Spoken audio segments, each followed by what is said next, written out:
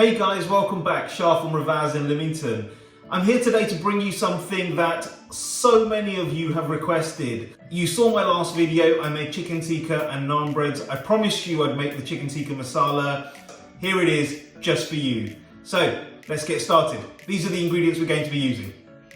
Now, this is a two-part recipe. The ingredients we're going to need for part one, which is the masala sauce, we have 4 tablespoons of yogurt. I have a teaspoon of tandoori masala. I have a teaspoon of black pepper. I have a teaspoon of kasuri methi, which is fenugreek, and I'm going to use 2 teaspoons of smoked paprika. Now that's all going to go into there and we're going to mix that up. I'll show you how we do that in just a moment. And then for the cook, we're going to use 3 small onions.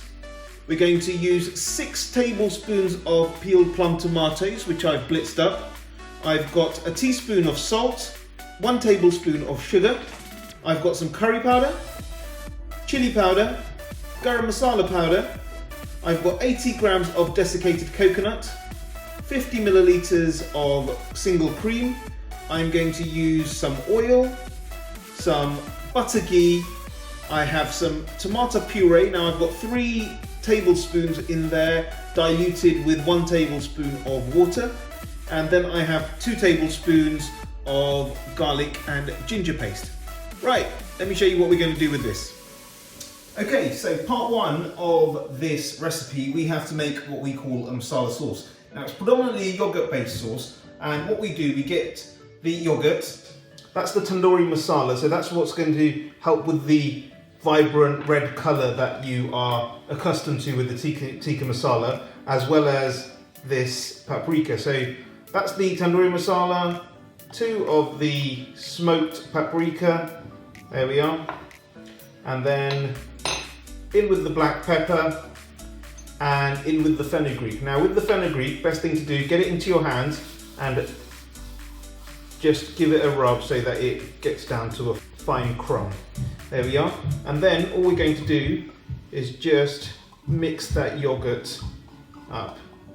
See, it's taken on that beautiful red colour from the spices. Give that a good mix, and that is what gives you that beautiful red colour in your chicken tikka masala.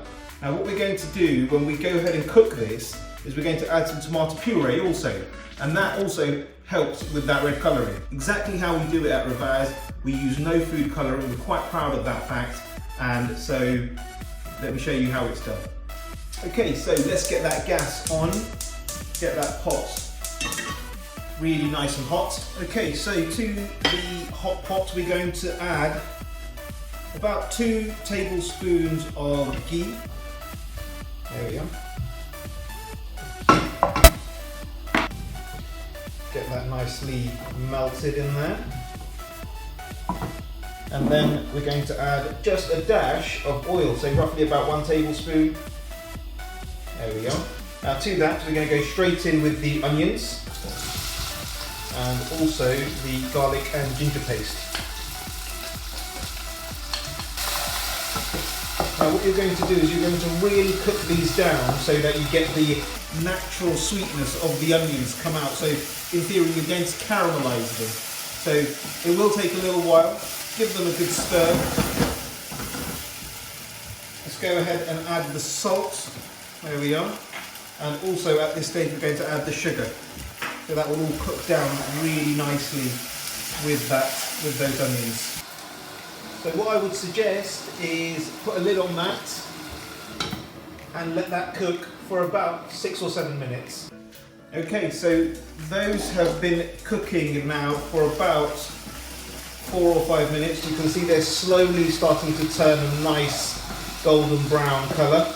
And just to help that along, what I'm going to do is I'm going to just add a dash of water. I say a dash, it's probably about 50 ml. And just let that really cook out slowly. There we are. Again, go straight back on with the lid and let that cook out. The longer you leave it, the sweeter those onions will get and the tastier they'll get. So I'll show you what we're going to do in just a moment. Okay, so that's been cooking away for about 6 or 7 minutes now. Let's take that look at that. That's absolutely beautiful. Taken on a really nice caramel colour. And that is basically the sugar and the salt working together to break those onions down. So that is looking really, really nice. At this stage, what we're going to do is we're going to go ahead and add the tomato puree. And what you'll see here is this will again help that tikka masala take on that beautiful red colour that we're all accustomed to. So just cook that out in the onions, and you can see it's taking on that red colour straight away. And then we'll do that straight in with the peeled plum tomatoes. There we are. Again, helping with that redness, but adding so much depth to that flavour.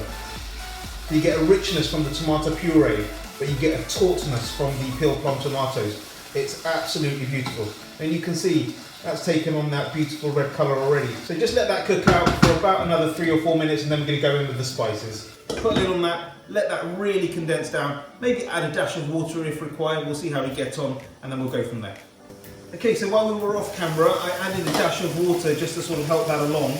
And you can see there, it's really cooking away nicely. So at this point, what we're going to do is we're just going to go ahead and add all the spices. So what we're going to do,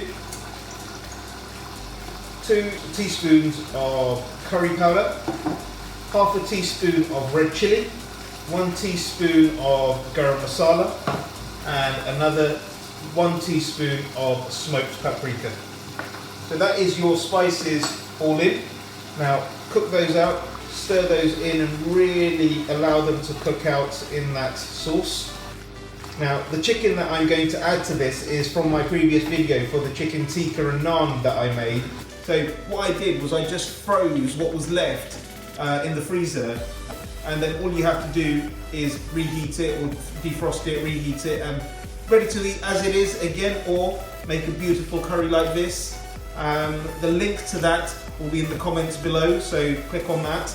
And as with all of this, and I'm not very good at saying this, but I've been told that I should, by my children, like, share and subscribe. So there you are. I hope they like that. Just going to leave that for the spices to cook out. I've turned the heat down a little bit so that we don't burn it. So what we're going to do is we're going to blend that up in a blender, and we're going to get that sauce really nice and smooth. So I'll show you how we do that in just a moment. Okay, so I've added another dash of water just to sort of fill the sauce up a little bit so that we can go ahead and blitz that. Now that is about perfect for us to transfer that into a blender and really blitz it down into a beautifully smooth sauce. So let's go ahead and do that. Okay, so I've just transferred that into a blender, and we're just going to go ahead and blitz that up.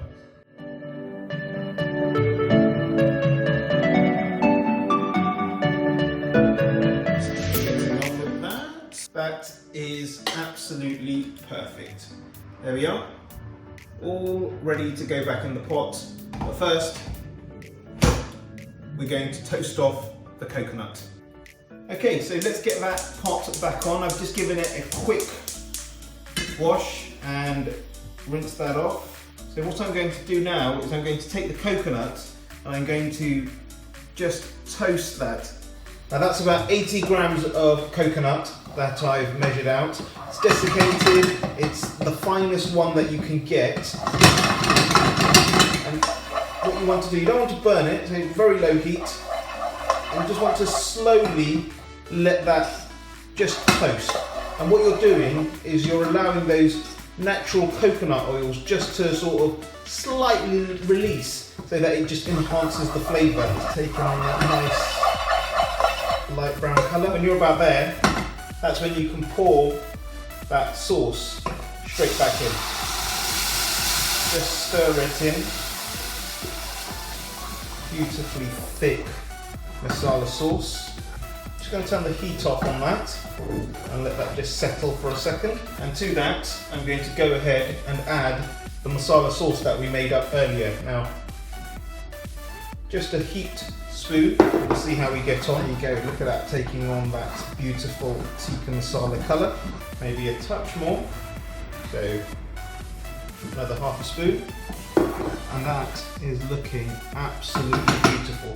Now I'm going to just turn that heat back on. And I'm going to add a dash of water just to thin that out a little bit. And the reason I've done that is just so that I can add the chicken tikka and it won't just get too thick too quickly. So we're just going to thin it out and add the chicken tikka. So that's looking about perfect right now. And now I'm just going to go ahead and add the chicken tikka. And just stir that in and let that gently come back up to a lovely heat. And then what we're going to do is we're going to just finally finish that off with 50 milliliters of cream. So give that a few minutes, put the lid back on that, and we'll come back to that in a minute. Okay, so that's now come back up to the boil. As you can see, I'm going to turn that off and give it one final stir. And then what we're going to do is just before we finish is add the cream. So that is exactly 50 ml of cream. And this here is enough to feed a family of 4. You've got beautiful chicken tikka masala. Give that a good stir through. There we are. Beautifully thick sauce, beautiful chunks of chicken tikka. Remember, for the chicken tikka video, click the link in the comments. I'll put a link in there so that you know how to do that. Thanks for tuning in, and I hope you enjoy that. Again, like, share, subscribe, do all those things that my children tell me to tell you to do, and I look forward to seeing you on the next one. Take care. See you later.